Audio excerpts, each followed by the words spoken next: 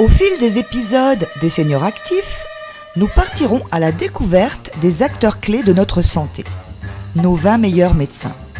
J'animerai les sujets en rapport avec la nutrition, la micronutrition, ma passion, mon expertise.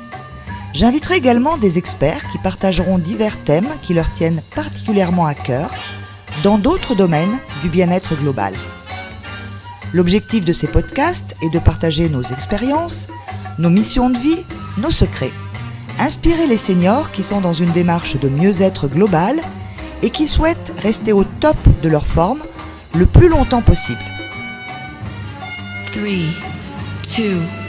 2, 1. Bonjour à tous et à toutes, bienvenue sur ce 32e épisode du podcast des Seniors Actifs. J'espère que vous portez tous bien en ce début mars. Le printemps est à nos portes, notre porte, et bientôt le retour des journées ensoleillées. Aujourd'hui, nous allons approfondir notre discussion sur les fruits et légumes, la bonne pioche, côté sucre. Je vous invite à écouter l'épisode sur les bons sucres de l'assiette. Et nous allons parler plus précisément des fameux 5 fruits et légumes par jour. Alors ce message, il est omniprésent dans les supermarchés, à la radio, sur nos écrans de télévision. Il se perd même dans le flot des publicités qui, ironiquement, nous poussent souvent vers le grignotage. Mais que signifie vraiment cette recommandation? Les Crétois, les habitants de la Crète, qui intègrent généreusement fruits et légumes dans leur alimentation quotidienne, jouissent d'une longévité remarquable et d'une excellente santé. Pourtant, seulement un Français sur 10 suit cette directive du Programme national nutrition santé. Alors, est-ce que c'est par manque de connaissance de leur impact sur notre santé ou à cause de leur coût? Les fruits et légumes coûtent cher, c'est vrai, il faut le reconnaître, ou tout simplement parce que le message n'est pas clair.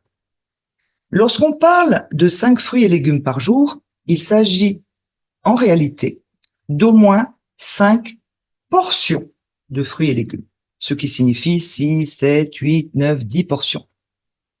Ce qui constitue un pilier fondamental de notre équilibre nutritionnel.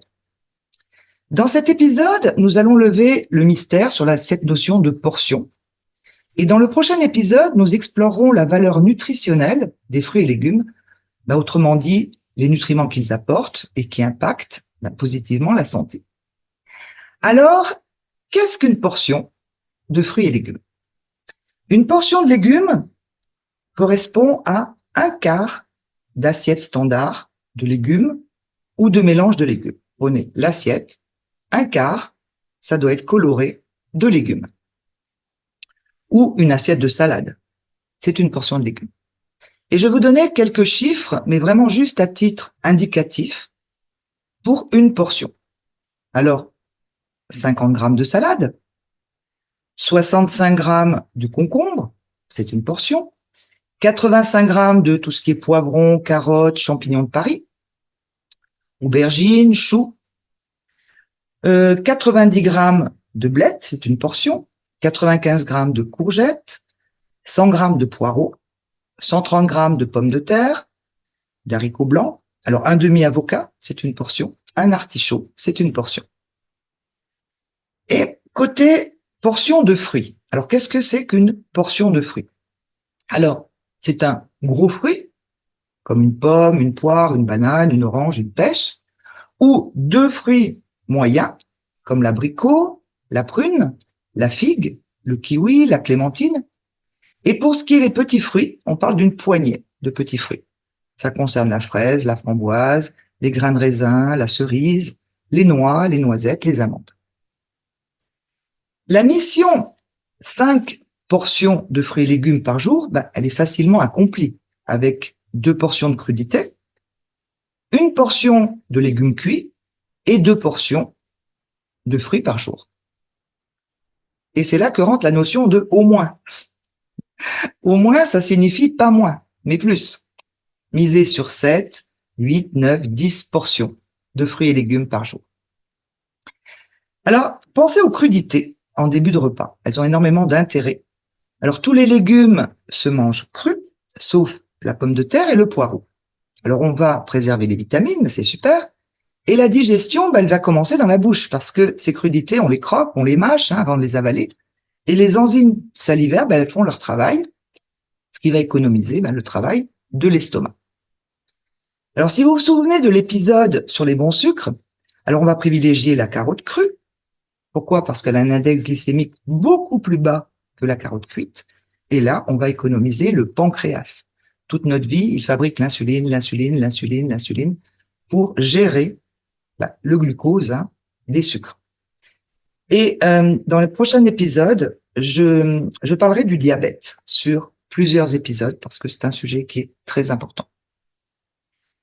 Pour tous ceux qui n'apprécient pas trop les légumes, ils existent, un moyen simple d'en consommer l'hiver, pensez aux soupes de légumes maison. Alors avec peu de carottes, peu de pommes de terre, parce que cuite, l'index glycémique n'est pas favorable, et à volonté pour tous les autres légumes.